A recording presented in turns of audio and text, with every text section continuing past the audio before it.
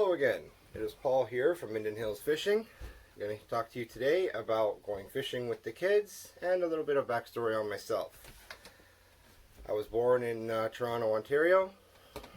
We have a family cottage up in Kinmount, just south of Minden. That's where my fishing history sort of begins. Me and my dad have done a lot of fishing in the area and up and down the river, Burnt River and the Irondale. A lot of the fishing memories I have are specifically from either the Burnt River or Shadow Lake. Shadow Lake is probably my favorite lake right now. It's in Norland, just west of Kinmount. We catch lots of large and smallmouth there. You can also find some muskie and pickerel, if I'm not mistaken. Now, my earliest memories of fishing, where do I start? Me and my dad probably pickerel fishing down the river, past the falls. We used to catch lots of pickerel around dusk there. There was a little bridge where it went into a shallow area where there was a huge railroad crossing, a big old railroad crossing. I don't think there's been a train over there probably 60 years. But yeah, lots of pickerel in there. And also by the Three Brothers Falls, where we've caught lots of muskie and pickerel as well. What really got me into the outdoors is where I sort of was able to discover myself and feel confident in myself. Being able to do fishing, I don't have a fear of the outdoors like a lot of people do. I find myself more grounded when I'm out there, and I think that comes a lot from learning from my dad, to enjoy the little things, and when you're out there, the stress just sort of goes away with it. And a lot of patience is learned from being out there, I'd say, for sure, because you have a rough day on the lake or on the river. It takes a lot of patience, but you also learn a lot about yourself and getting through that. Especially bonding with my dad is definitely a big part of that. Also, I've learned a lot from him about being a family man, being a father, being a husband, and also being a fisherman. I hope that I can be with him, with my kids, the way he was with me.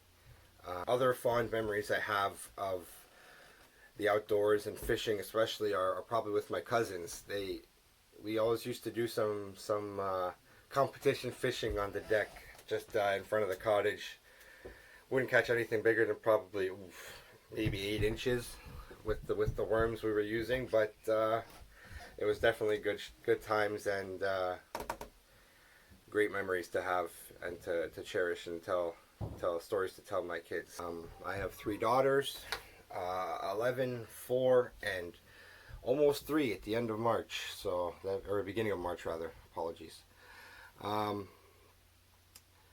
I've taken them a few times already in the summers, and I've learned a lot about patience there too. You have to give the kids credit when they're willing to sit still on the riverside for 20 minutes, half an hour, and pay attention to a bobber, because that's about all they're going to be doing when they're that young. But I would say definitely tips for taking the kids out. You can't just have them focused on fishing. When you're out there, you're in the outdoors.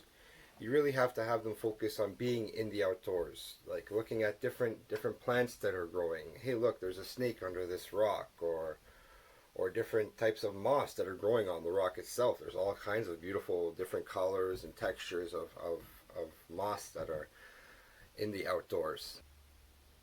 Also, you have to have a good intention of catching fish. I mean, I know it doesn't sound probably correct. I mean, you're not always guaranteed to catch something, but when you're fishing with kids, you should probably use something that there's a higher chance of you catching a fish. Whether it's this big or this big, your child's first fish,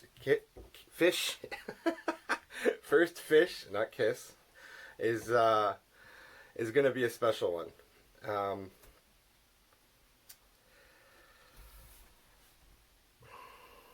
I would suggest probably starting out with using the old classic hook and bobber with a worm on it. That's how my old man got me into it, and that's how I'll be getting my daughters into it. And then as they progress, you can switch to like soft baits and lures depending on time of day and where you'll be fishing. But the lessons learned when you're fishing and when you're getting that one-on-one or two-on-one bond with your kids is not just learning about fishing. It's learning about patience. It's learning about treating the environment with respect and having that knowledge of the relationship we have to have with the environment in order to keep the environment a place for us to stay grounded. Understanding the balance between a reality and a regrounding, I would say. Having the opportunity to know that when you're in a stressful period, if you take a step back and look at the little things, that you'll find yourself and you'll be okay, and you'll reground yourself in where you belong. I know where I belong is out there in the brush, so they say.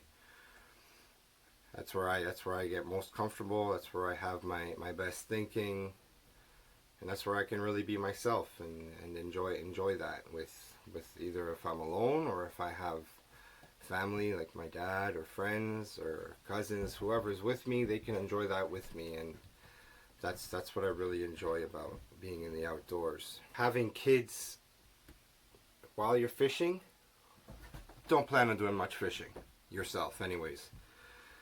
You're there to teach them the ways of fishing and being in the outdoors. You're not there for yourself, I would say. Don't make it a selfish thing.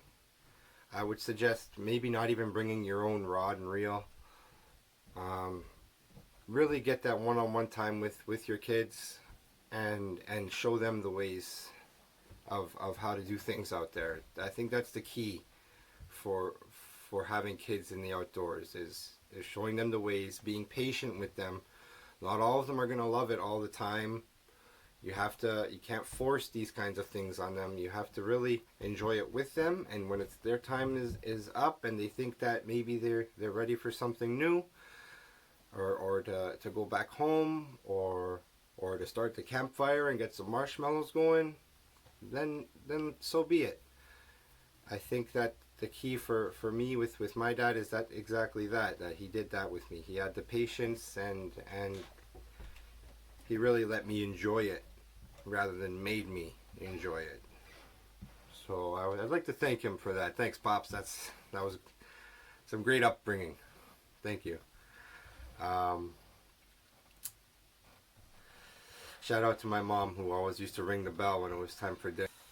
So yeah, I think patience is the key for having kids out there and being able to